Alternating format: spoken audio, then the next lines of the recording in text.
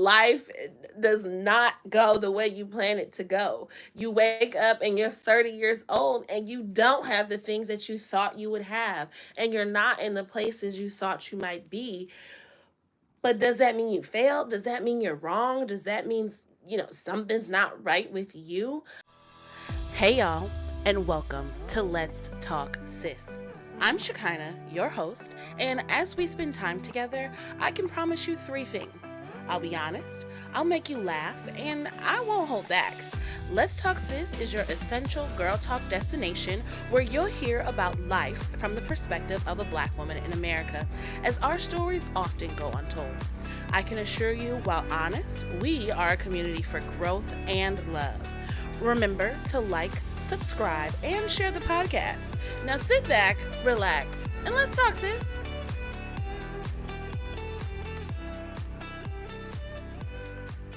Hello, beautiful people. Welcome back, y'all. Welcome back to another episode of the Let's Talk Sis podcast. Now, you may say I'm a little biased, but this is one of my favorite places to be.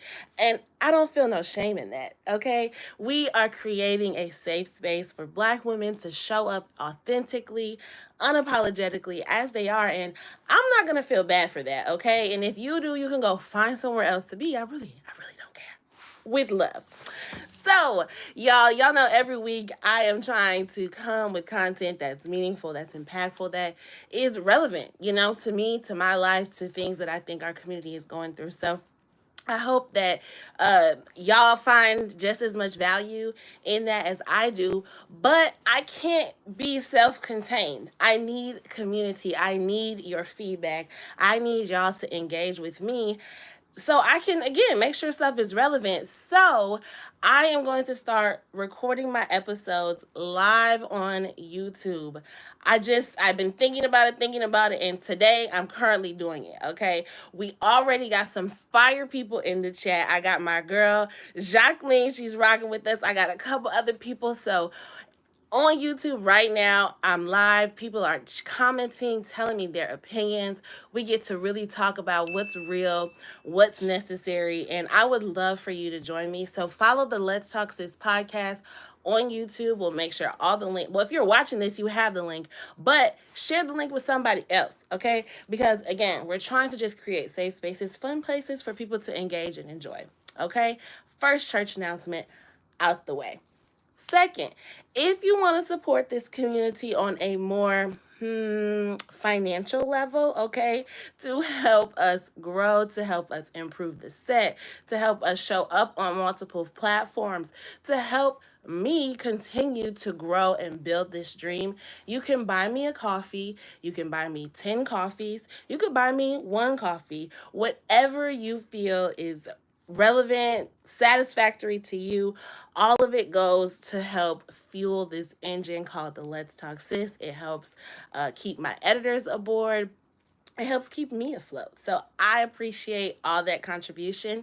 And if you're ready for just a little bit more of a commitment, if you really want to get into the sisterhood, please go over to Patreon, okay? Patreon, we are just getting started. So you get to be on the ground level of building out that community where we'll do lives, we'll have some fun, engaging activities that we're going to do, but also we'll get to take these conversations a little bit deeper, have a much more personal connection. And again, it's all about community. I have found so much joy in finding other women, other people who just think like me, who care about the things that I care about, and who can pour into me just as much as I am trying to pour into them. So please join us over on the Patreon. It's a totally different experience. It's so much love over there, and I would love to see you in the sisterhood. All right. Now, I think that is all of the church announcements out the way. I may think of something else as we go, but we'll cross that bridge when we get to it, okay? So, to begin the show, I want to tell y'all a little story time. So, the last episode that I did, I told you that I am building out my branding strategy business, LTS Promotions. And so I think I want to do a little bit better job of telling you exactly my type of client, who I'm looking for, all the things that we do over at LTS Promotions. And so this part, this story time, if you will, of the Let's Talk Sis podcast is brought to you by LTS Promotions. So I want to tell you just a story about one of my clients, and her name is Clear-ita. So, did you know that the average adult makes about 60,000 to 80,000 decisions a day? This ranges from small tasks like what to wear that day or what to eat to major life decisions like investing in their business or finally choosing to bet on themselves and show up fully in their purpose. Business owners, especially solopreneurs and creatives, often face an increased cognitive load due to constant decision making about strategy, finances, marketing, hiring. Then there's the internal doubts. Am I doing enough? Will this work? There's the requirement of some mental multitasking as we juggle our personal and professional lives. And lastly, home base, idea overload. What should I post?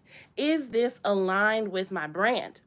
According to Constant Contact, a platform used to help small businesses manage their marketing and customer relationships, 62% of business owners say they feel overwhelmed when it comes to marketing their business and they don't know where to focus their efforts. This, my friends, is why brand clarity is not just a nice to have, it is a necessity. When business owners know who they are, who they serve, and how to communicate it, the overwhelm fades and confidence takes the lead. Clarity is the unlock that makes business owners finally feel like the CEO. And when they feel like the CEO, they act like one. Ladies and gentlemen, my name is Shekinah, the owner of LTS Promotions and your brand bestie.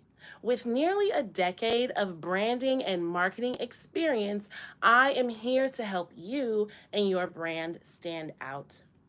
The statistics I mentioned earlier are reminding me of a client I had. Her name is Clear-ita.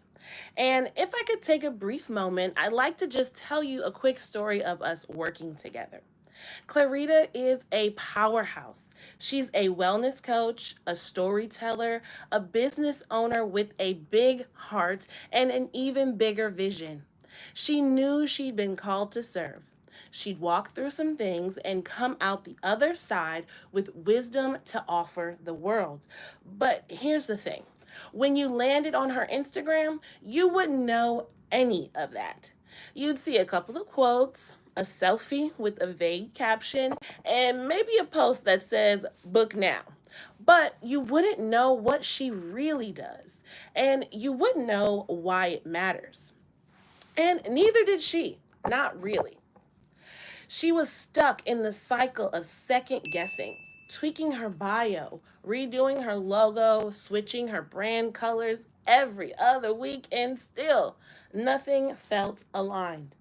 She was posting but not getting engagement. And when she did get on the phone with a potential client, she found herself rambling, trying to explain all the ways she could help, but somehow saying nothing at all.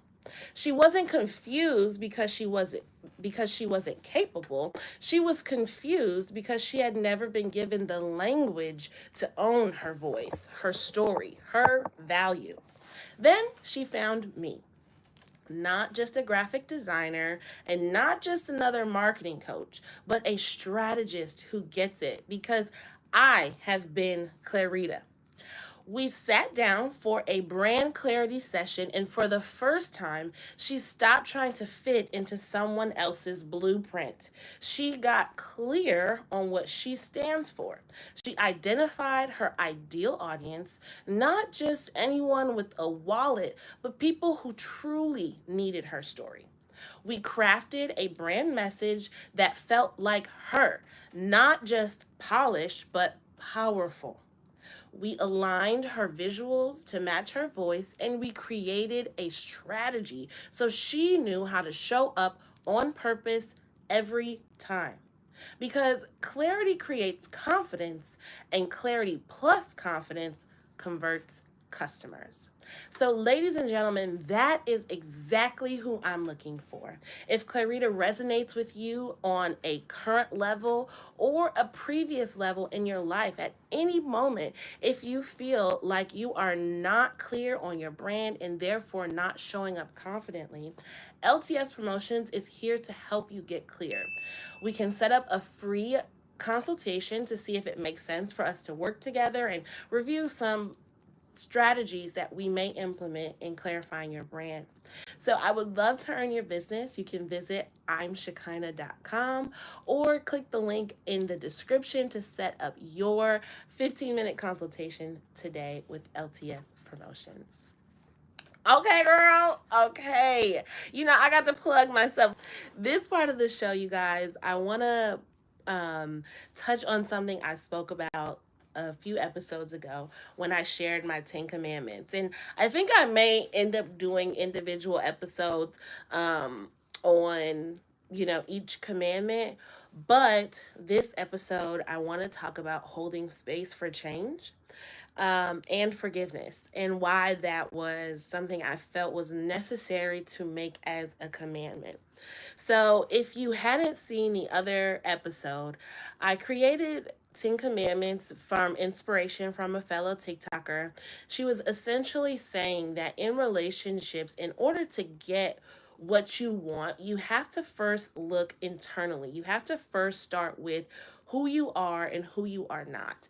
And it helps a lot of times to really sit down with yourself and establish those things. Establish the type of person that you want to be, establish the type of person that you are not going to be, and how you will show up in relationship, how you will engage with people and with yourself, right? So it helped for me because it's weird, but sometimes you need permission to honor certain things or to be a certain way. And especially when you grow up in this certain context and you feel like I have to be this one way, and then you get new information, and now you have this dissonance of like, well, I thought I should have to be this way, but maybe I could be this way, or maybe I could change in this manner. And so sometimes it's important to give yourself that permission to do that. And I think that's really what the 10 Commandments are for me. It gives me permission and reminds me, this woman that I'm trying to become, these are the things she does, even in moments that feels uncomfortable, even in moments that feel you know not normal or out of the ordinary. That is sorry, that is what these commandments help to do. So, for example, the first one being, I will hold space for change, is because if you find yourself to be like me, someone has who grew up in a plan, who grew up in a very much, this is the next step, once this happens then we're going to do this, um in terms of just school education, and then I adopted that feature myself. Well, as soon as I graduate, then I'm going to do this, as soon as I move, then I'm going to do that, and when I say this, that's going to happen. And also, as an emotional being, I find myself very intuitive, and I find myself very empathic, and I can feel things. And so I can get into a way where I say or don't say certain things to manipulate and control a situation, or in my mind, right? I'm manipulating and controlling a situation because if I say this thing, you should respond like that. And if I don't say this, how could you possibly respond like that, right? And what that does is it creates this false idea of a future and false ideas of expectations, because you have so many things planned. You have so many things that you assume are going to happen. Um, but then they don't happen that way, right? Life does not go the way you plan it to go. You wake up and you're 30 years old and you don't have the things that you thought you would have, and you're not in the places you thought you might be. But does that mean you failed? Does that mean you're wrong? Does that mean, something's not right with you? And so I really had to get into this place of I have to hold space for change. And forgiveness. And I use those words because I still want to honor the planner, the wanting to have some semblance of control piece of me, right? Because it's not about changing who I am. It's about learning who I am and bringing all of these parts together to be the best version of myself, right? So I don't want to not plan. I don't want to be willy nilly and just go with the. I'm not that. I don't want to do that, right? I don't want to just be spontaneous all the time. You can call me and meet. That's not me. And to try to be that is going to cause further problems internally, right? And so it's about, okay, well, let me honor the fact that I do like a plan, that I do like some efficiency, that I do like to know what's next, what I could expect. I do want to have some accountability for my inputs in a way to best, I don't want to use the word control because I can't control, but for lack of finding another word, best control the outputs, right? So that means I want to take accountability for what I eat, right? So that I can hopefully not gain any weight. But there could be other conditions going on with me that I could gain weight, right? There could be things that could, and I'm just using that, that's just always the easiest example to go to. But, so that's what I mean. I'm controlling my inputs because I cannot control the outputs. And so I'm going to honor that about myself. I'm going to honor that that is how I ebb and flow and the things that I like. But by holding space for change means also written in this plan, also written in this agenda, itinerary, is none of this shit could happen. It could all go totally different. That's also written in there so that if that happens to be the outcome, I am not disparaged, discouraged, distraught, thrown off track and off kilter because that was never a possibility before. Right? Before, I would go into things thinking, all right, this is how it's going to happen. This is how it's going to be. I'm going to say this. They're going to say that. And then when they say that, I'm going to say this. And we going to all come out good. And then when none of that shit would happen, I would be like, oh my God, what happened? How could this, how? Oh wow, how? I would be so like, ugh, turned upside down because I never held space for change. I never held space for the fact that, well, yeah, maybe I say all the things I said I was going to say, but something happens. Or God laughs at plans. So I go into something with a totally selfish intention, thinking I'm doing something for the good. And then God comes in and boom, I have to be selfless now. Now I have to be forgiving. Now I have to be, kind and understanding and all whatever else. When before it was all about me and it was all about what I wanted the outcome to be.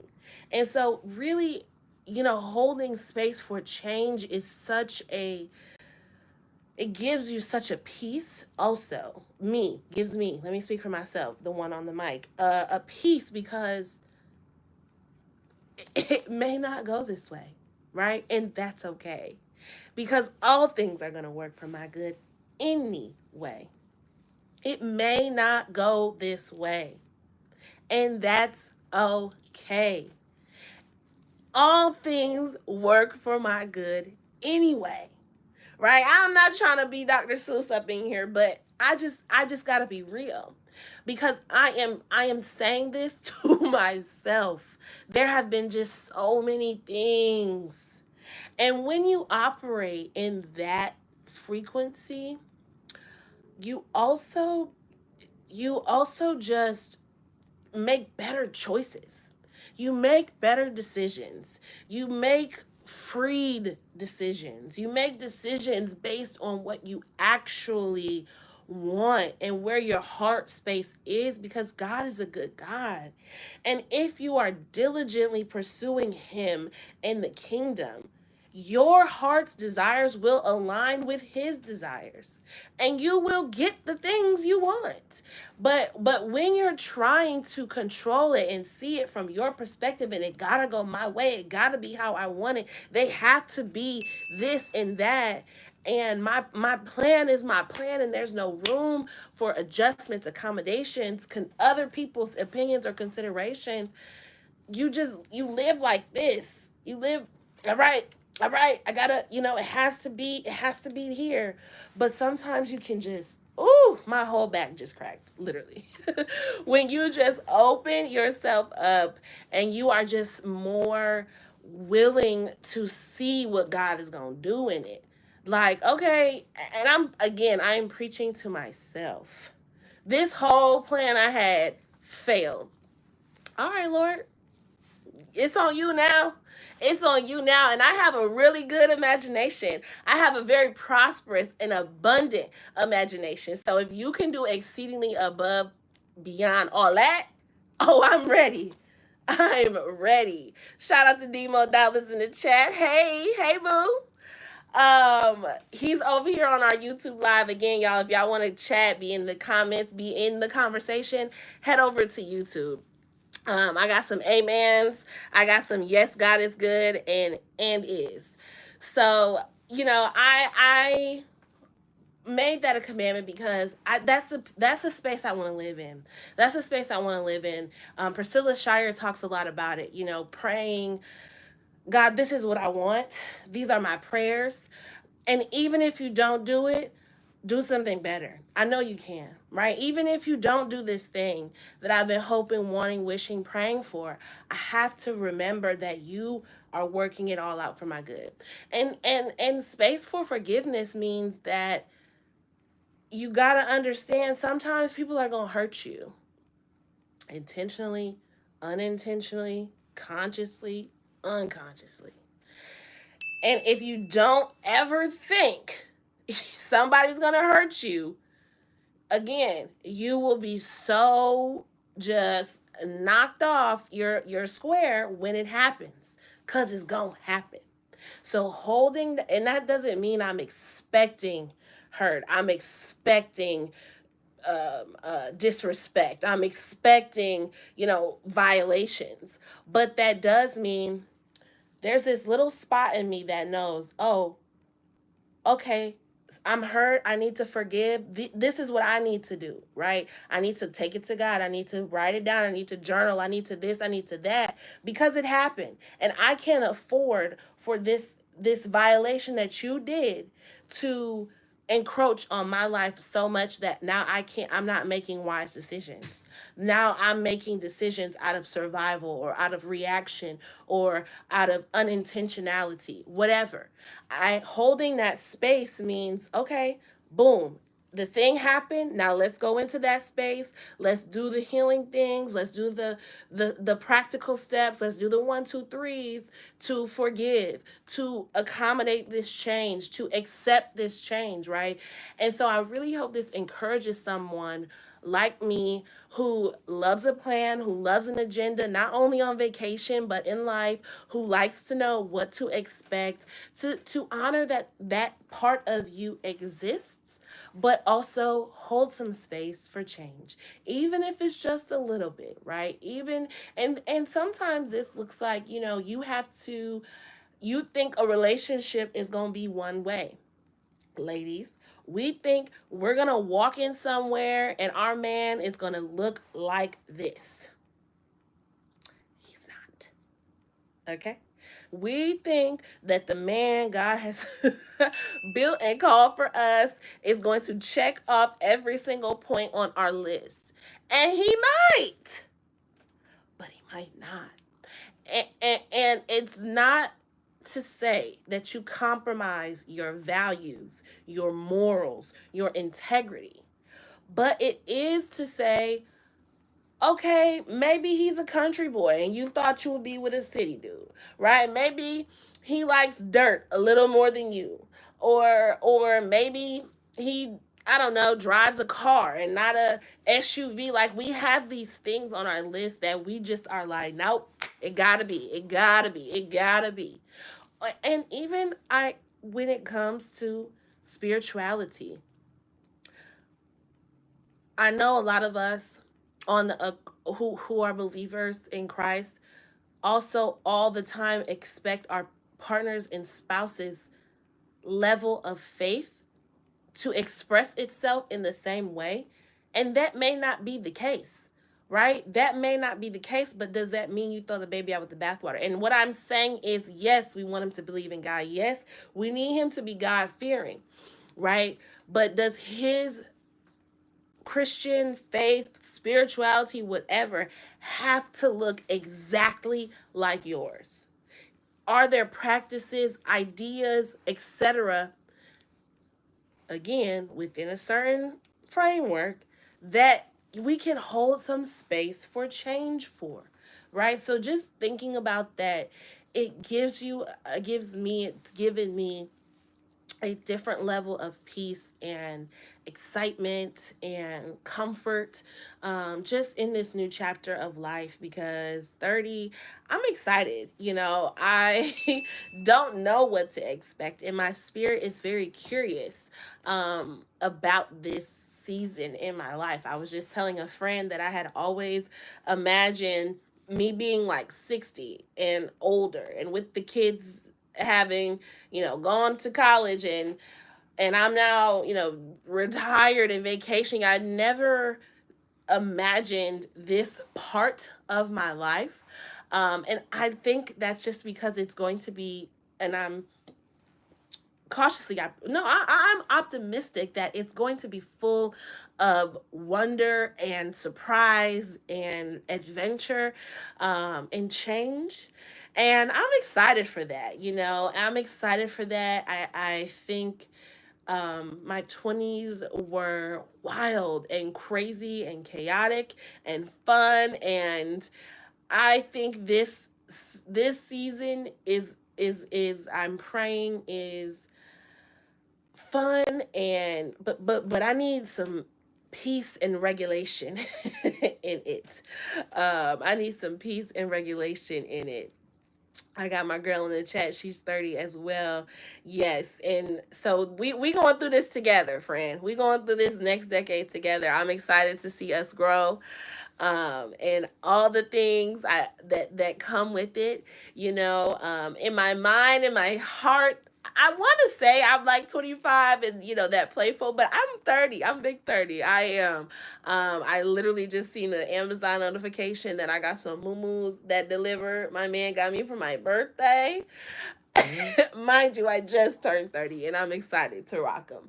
So listen, leave me some comments if you guys are 30. Let me know what you're excited for in this decade. If you have made it out of your 30s, let me know what I should look forward to and expect, because I just posted a TikTok about the fact that I'm already emotional, but something has elevated to where I'm even more emotional, and it's kind of ridiculous. And apparently, I'm not the only one. Apparently, this is a thing that happens in your 30s. You cry. Nobody told me, and I'm wondering why. So let me know what the hell I need to be expecting, what I'm looking for, what I should look forward to. I need to know all the things. And if this episode helped y'all, if you learned something or were just purely entertained, or you like the color purple, I don't know, send it to somebody, okay? Share this. Please send to your aunties, your cousins, your sisters, all the girls, all the things. We are trying to continue to grow this community to a strong community of engaged and empowered Black women who are looking to grow personally and professionally. So I love y'all. I appreciate y'all. I will see you back here next week, as always. Bye bye.